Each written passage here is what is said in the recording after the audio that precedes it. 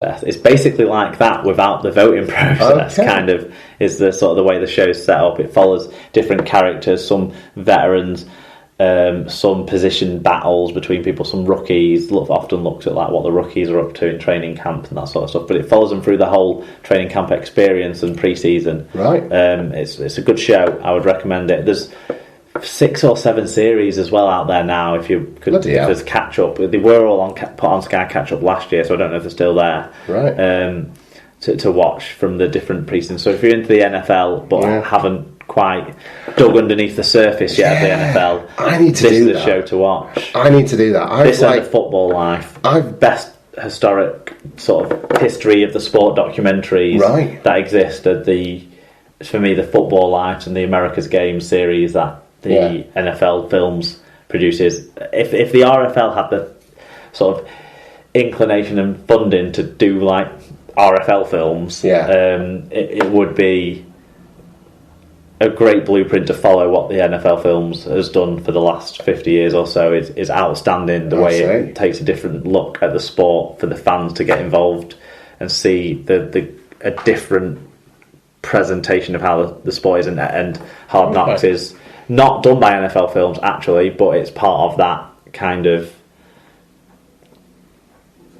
it's part of the coverage. It's part of the zeitgeist of NFL. Then fair enough. I need to get into the NFL properly. I think I feel like I'm missing out on something that could very nicely bridge the gap between seasons. I've like kind of dipped my toe in a couple of times and like started to follow bits and pieces from when I worked over there and stuff, but I've never really. I think what I need to do is pick a team and stick with it. The hard thing to do at the start of every season is get your head back around that a fumble isn't a knock-on. So that you can pick it up again and go and score. Yeah, I think I'm gonna put some effort in and do some research and come up with a team and stick with them, and try and find a reason to support someone beyond like, oh, they've got a nice kit, and just try and get myself into it a little bit more. Could a names in the hat approach possibly work for you, or do you think you need to find a deeper connection than that? Well, no, it could work, I suppose. I mean, I only like Cronulla nominally because I was giving someone shit once. There's nothing beyond that sort of sparked that, like that supportership in me. So I don't know. I'll give it some thought and feed back to you. How's that? Yeah. We'll see. I've got some ideas for you. Have you? Yeah. All right, go ahead. Well, the Cleveland Browns are a team that went out of business. Right. Well, the franchise moved. maybe I'm looking for a bit of glory, Mark. The franchise moved. They were very, very successful 60 years ago, before the NFL reel started, when it was still... when it was a different way the game was formatted and stuff, but they've been shit ever since. They went out of business. Well, they disappeared for a while and came back, and they're still shit. Mm-hmm. Can I just be a Baltimore Ravens fan then? They are the other. Yeah. They are the Cleveland Browns that split off. So when the Cleveland Browns franchise ended, they became the Baltimore Ravens. But unlike most franchise swaps, the owner of the Baltimore Ravens, who was the owner of the Cleveland Browns, agreed with the city of Cleveland to let them retain everything from that franchise that existed. Right. Partly because all the Baltimore fans decided that they should get the Colts brand back that they lost to Indianapolis 10 years or so before. Right. All of that sort of stuff. But, they still haven't given up on the fact that they're not the same franchise, some of them. Right. But, that's an option for you. They're in the same division as the Steelers, so there'd be a rivalry, automatically there. Right. Or you could go, if you want a bit of success, but not... I don't want to just pick, But to do it in sort of a... I want to be able to enjoy getting to know the sport.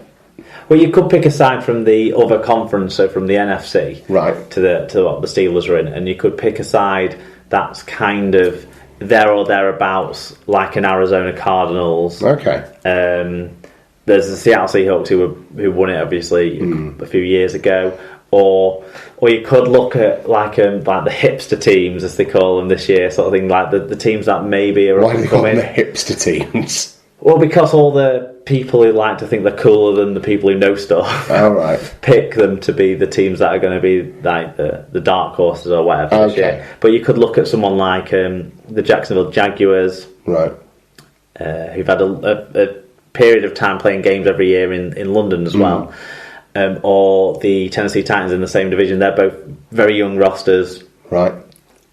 Been shit for a number of years, but this year everyone sort of thinks they could break through. Okay. So yeah, there's lots of options out there. I'm going to give it some serious thought. And let you know next week what I've decided to do. Anything else from you? No, it's over to you. I've got a couple. The first one, I mean, they're both off Netflix. I'll preface that. Okay. So I talked at the start of the show about how recovering from a hangover brought me to the first thing. And I want to talk about Stranger Things, Mark. You might have seen bits and pieces posted on Facebook or be aware. Everyone's watching it, but we don't have Netflix. Yeah, well, I figured you haven't got Netflix, but it's wonderful. It would be worth getting Netflix just to watch this. It's every 80s film ever, basically, and it has this like the feel of those old Stephen King movies, and there's like homages to early Steven Spielberg in there.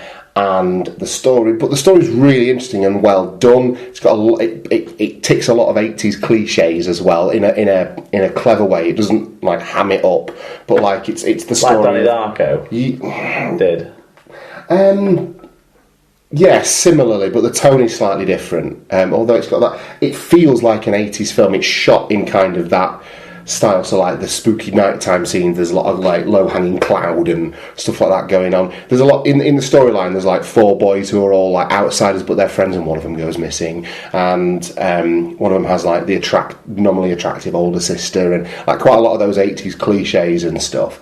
But it's a great story. It's really well shot. The attention to detail in it, in terms of how everyone dresses and the way that they've, the look of it is really, really good. And the soundtrack is exceptional, because you've got a combination of some really cool 80s tunes that it brings in and out.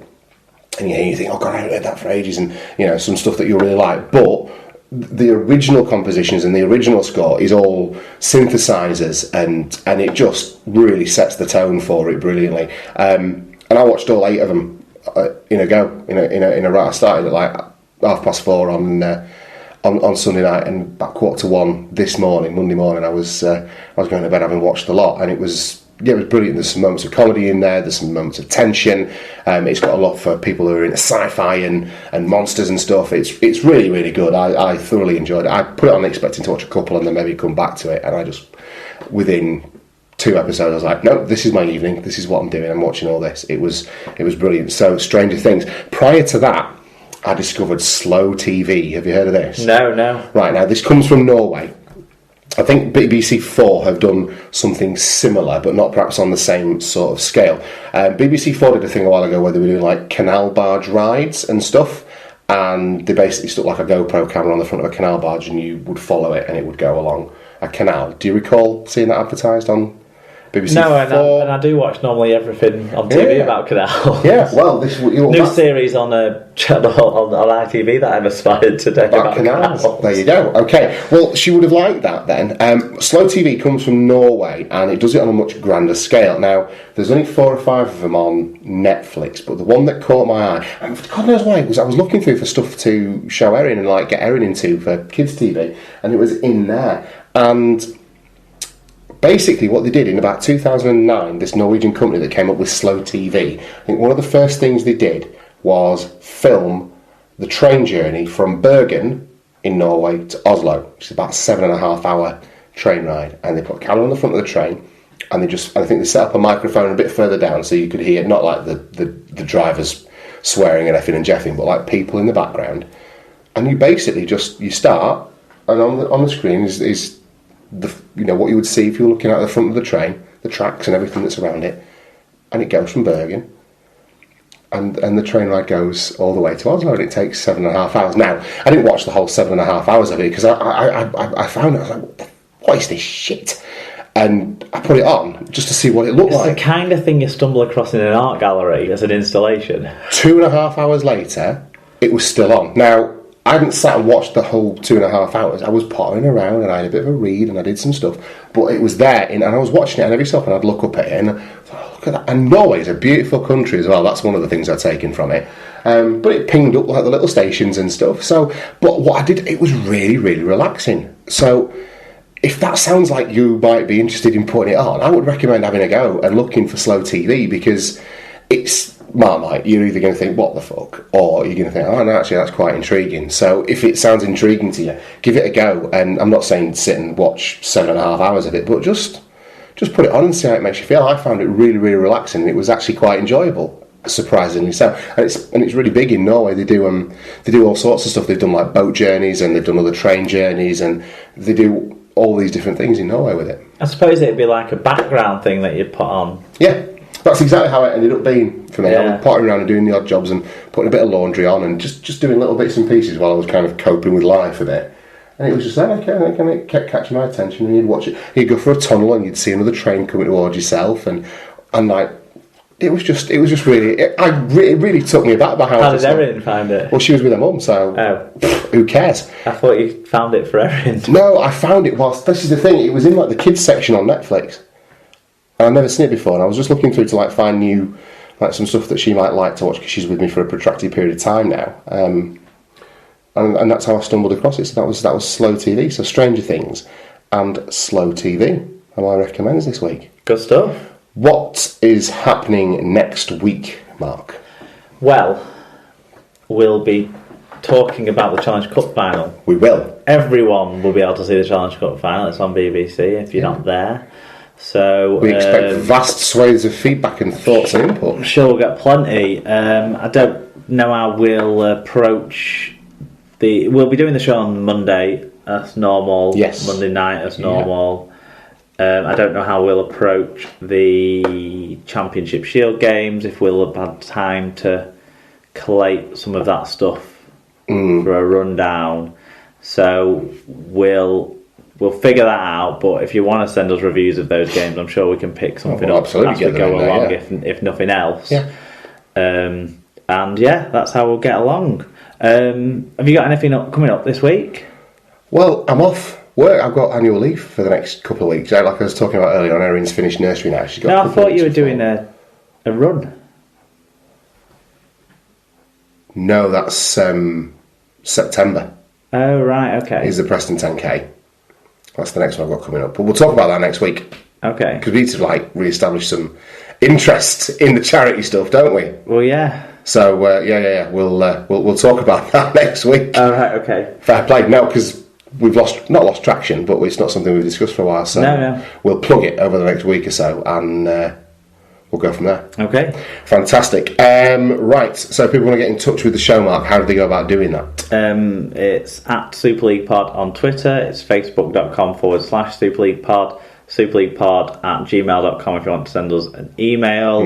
You can read some of my latest ramblings on superleaguepod.blogspot.co.uk, and that's mostly it, isn't it? That's about it, yeah, absolutely. Have a wonderful Challenge Cup final, people. We'll see you next time on the Super League Pod.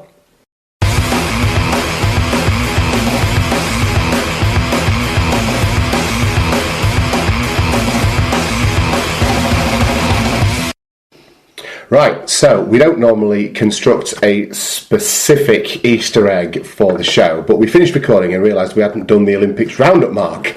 Didn't we? Devastated. Heartbreaking times. I can't believe I've moved on from him already when it was my life for 16 days. You just obviously weren't as in love with them as you thought you were. Maybe it was just a flame. Well, the closing ceremony is always such a massive, just annoyance. It's an anticlimax, really, isn't it? Of athletes holding mobile phones and you can't really tell who's who. The GB shoes were quite exciting for 4-year-olds to 7-year-olds maybe, but there's a pair of them down there actually. Erin's light up. Those ones in the middle. They do the same, I think. Yeah. I quite liked seeing the Japanese Prime Minister as Mario. That wasn't racist, although. Oh, I'd switched off by that point. All right, yeah, he appears out of a green tube with a red hat on that says Tokyo on it. I swear to God, that's amazing. I can't believe I went to sleep before. I like the fact that he's done it, but someone has pitched that to him. And here we are. Did it make the sounds as well? I don't know. I just saw the pictures in the paper. I didn't watch it Hardly Live. I saw it in the Daily Mail, but it was the green flag. Up he comes. On the website, I read a lot of newspapers at lunchtime at work. I don't actually buy the Daily Mail. But it's sometimes nice to read and get infuriated by people. I'm not sure that the show is Got a future. Right, I'm Olympics. not a Daily Mail reader, it's just on the website.